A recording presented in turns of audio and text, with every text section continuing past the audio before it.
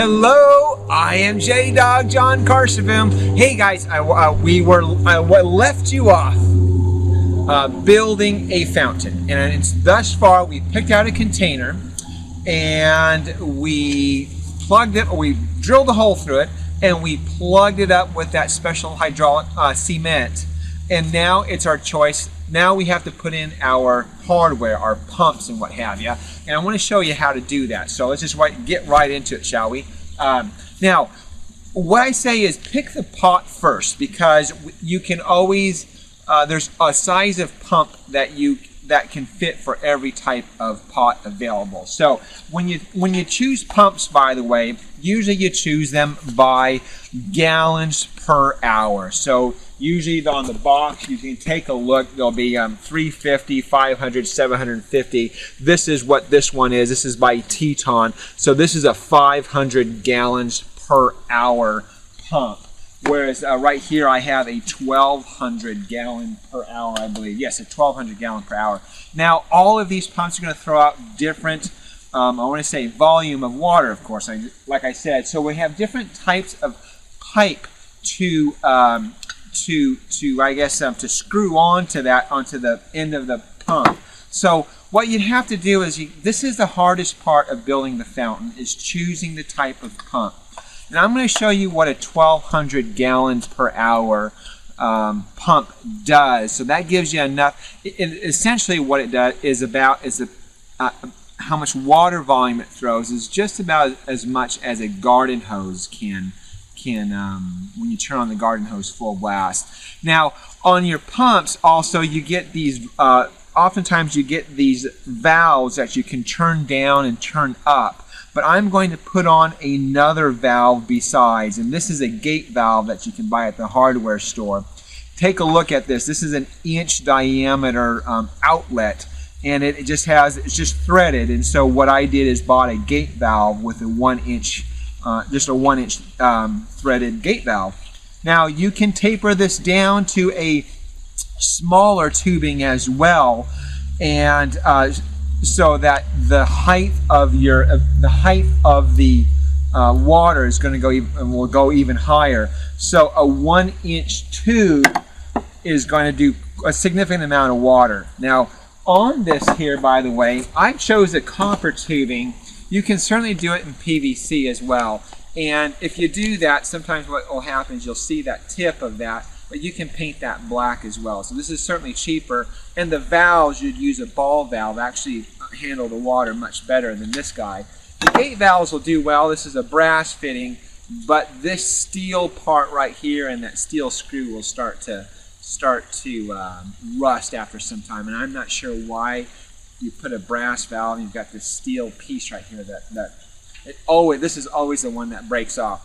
Anyway, so you get a gate valve on. The reason why I'm putting on a valve is because later on what you want to do is reach down and turn it up or turn it down, and that's going to change the sound of the water. So it's just right when you're out there enjoying it. So it just makes it handy. So now also we've done another one here. Let me grab this. This is a setup, and I'll explain this a little bit later. But this here we've soldered in. So this is we heat it up and soldered in.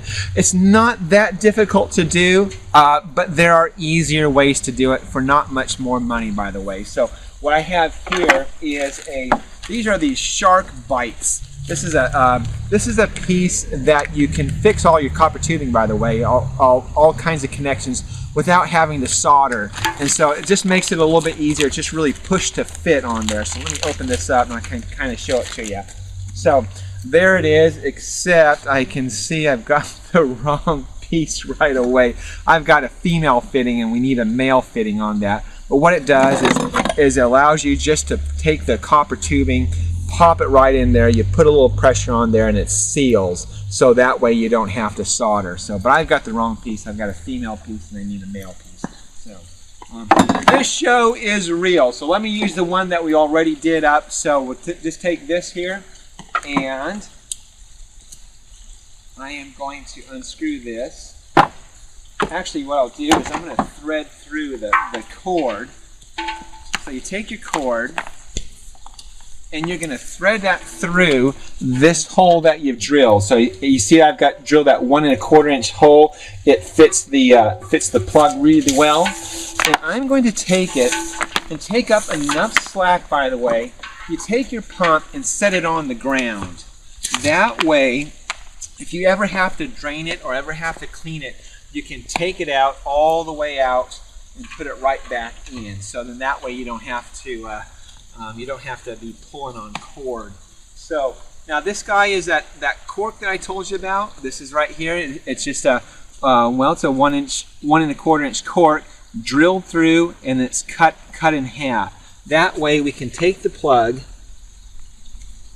and let's see if I can't get it down here. Take the cord and slide that in so that's right there in the middle. So then what we'll do is just take that and plug that right in. Now it's let's see, where did I put that rubber mount? Here we go. So what it is that the cork needs just a little bit of coaxing just to get in there. So I'll take another this rubber mallet and make sure that the cork is right in there. That way there's no leaking and it's in there nice and tight. In the winter time, we'll just pop that cork out, we'll drain it so it doesn't freeze, and there you have it. Really easy to clean, really easy to drain. So we have that. I'm going to go ahead and start filling it up. So I'll go ahead and fill it up, and then meanwhile I'll get this ready. So what we have here then is our gate valve and then our copper tubing. And I'm going to screw that right on there. Remember, this is a 1,200 gallons per hour 1,200 gallons per hour pump. This is by Teton. Teton's a pretty good pump. Now the reason why I have these little sticks in here, these can be bamboo stakes, or these can be, this is those garden stakes that you put in the garden to hold up whatever vine you like. It has a plastic coating and it's a steel bar in there. You can certainly do bamboo, you can do a copper tubing if you like.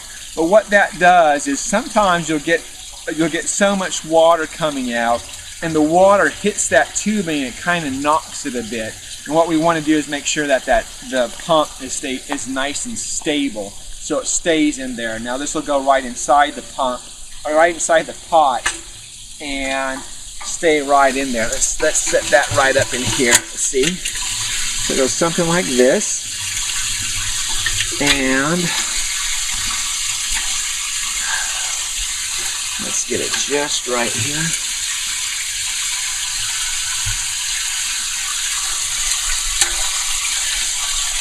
Oh, I've got to move this up a bit here.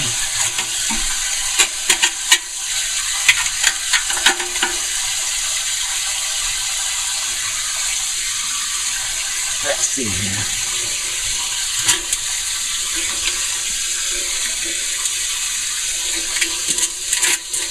So there we go. So that's nice and stable. That isn't going to go anywhere. So there you have it. That's it. It's all ready to go. Let me plug it in, and I can kind of show you how that's going to sound. And then, let's see, I've got that gate valve open. Stand back. It's the moment of truth.